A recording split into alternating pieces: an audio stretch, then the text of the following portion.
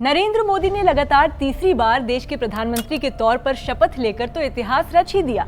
आखिर वो बीजेपी के पहले और देश के दूसरे पीएम हैं जिन्होंने सत्ता की हैट्रिक लगाई है। लेकिन इसके साथ मोदी कैबिनेट 3.0 ने भी एक इतिहास रचा है, क्योंकि इस नए मंत्रिमंडल में एक भी मुस्लिम चेहरे को जगह नहीं मिली है। मेरा नाम है हरीम और बात करेंगे कि कैसे मोदी कैबिनेट 3.0 हो गया है नो मुस्लिम जोन। इंडियन पॉलिटिक्स के इतिहास में पहली बार एक ऐसा कैबिनेट बना है जिसमें एक भी मुस्लिम मंत्री नहीं है। इस नए मोदी कैबिनेट में अक्रॉस स्टेट्स, क्लासेस और कास्ट्स का रिप्रेजेंटेशन है, लेकिन मुस्लिम्स का नहीं। हालांकि नरेंद्र मोदी की लीडरशिप वाली सरकार के जो आउटगोइंग काउंसिल ऑफ मिनिस्टर्स हैं, उनमें भी फिलहाल कोई मुस्लिम मिनिस्टर नहीं था। लेकिन क्या बीजेपी या एनडीए का हमेशा से यही हाल था? इसको थोड़ा और डिटेल में ऐसे समझते हैं। जनसंघ से होते हुए जनता पार्टी और बीजेपी के इनिशियल फेज में पार्टी में मुस्लिम लीडरशिप हुआ करती थी। पूर्व प्रधानमंत्री अटल बिहारी वाजपेयी के दौर में बीजेपी के वरिष्ठ मुस्लिम नेताओं में सिकंदर बख्त, आरिफ बेग, मुख्तार अब्बास नकवी और शहनवाज हुसैन हुआ करते थे। सिकंदर बख्त और आरिफ बेग तो बीजेपी के संस्थापक सदस्यों में रहे हैं। शहनवाज हुसैन और मुख्तार अब्बास नकवी जैसे नेता बीजेपी के टिकट पर लोकसभा चुनाव में जीत दर्ज कर चुके हैं। शहनवाज 3 बार लोकसभा चुनाव जीत चुके हैं।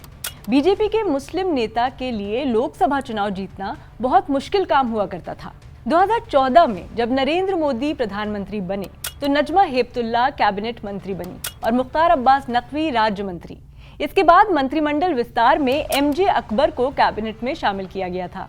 इस तरह मोदी सरकार के पहले कार्यकाल में 3 मुस्लिम शामिल थे। लेकिन इसी कार्यकाल में मी टू कैंपेन के निशाने पर आए अकबर को मंत्रिमंडल से इस्तीफा देना पड़ा, तो हेपतुल्ला के राज्यपाल बनने के बाद सिर्फ नकवी इकलौते मुस्लिम मंत्री रह गए थे। 2019 में नरेंद्र मोदी के नेतृत्व में दूसरी बार सरकार बनी तो मुख्तार अब्बास नकवी को केंद्रीय मंत्रिमंडल में मुस्लिम चेहरे के तौर पर जगह मिली थी। जुलाई 2022 में अल्पसंख्यक कल्याण मंत्री रहते मुख्तार अब्बास नकवी का राज्यसभा का कार्यकाल खत्म हो गया।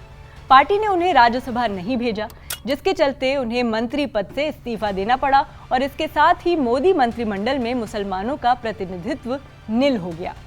और अब इंडिपेंडेंट इंडिया की हिस्ट्री में ऐसा पहली बार हुआ है कि केंद्र सरकार में कोई मुसलमान मंत्री नहीं रह गया।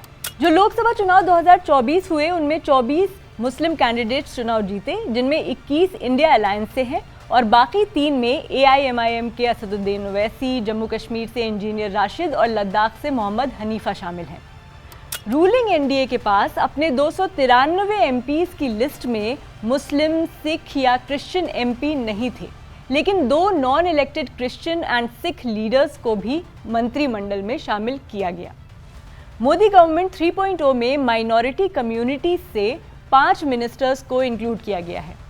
इनमें हरदीप सिंह पुरी, रवनीत सिंह बिट्टू, जॉर्ज कुरियन, किरेन रिजिजू और रामदास अठावले हैं। इनमें हरदीप सिंह पुरी और रामदास अठावले ऑलरेडी राज्यसभा एमपीज हैं। रिजिजू ने अरुणाचल प्रदेश से चुनाव जीता है, लेकिन रवनीत सिंह बिट्टू पंजाब से चुनाव हारे हैं और केरल बीजेपी के जनरल सेक्रेटरी कुरियन उन्होंने कॉन्टेस्ट ही नहीं किया था। हालांकि कई पॉलिटिकल एनालिस्ट का मानना है कि बीजेपी और मोदी सरकार में मुस्लिम चेहरे का होना महज एक फॉर्मेलिटी है, लेकिन 14% आबादी का रिप्रेजेंटेशन नहीं होना चिंता की बात जरूर है। कुछ एक्सपर्ट्स ये भी मान रहे हैं कि बीजेपी ही नहीं बल्कि सो कॉल्ड सेक्युलर पार्टीज भी मुस्लिम्स को कंपैरेटिवली कम ही टिकट्स दे रहे हैं, क्योंकि 2019 में जहां 115 मुस्लिम कैंडिडेट्स चुनाव में उतरे थे तो इस बार सिर्फ 78 मुस्लिम कैंडिडेट्स ही थे। लिमिटेड नंबर्स में चुनाव लड़ने की वजह से भी करंट लोकसभा में मुसलमानों का रिप्रेजेंटेशन घट गया है। हालांकि मुस्लिम्स देश की बिगेस्ट माइनॉरिटी कम्युनिटी है और ये बात कहीं ना कहीं सब जानते हैं।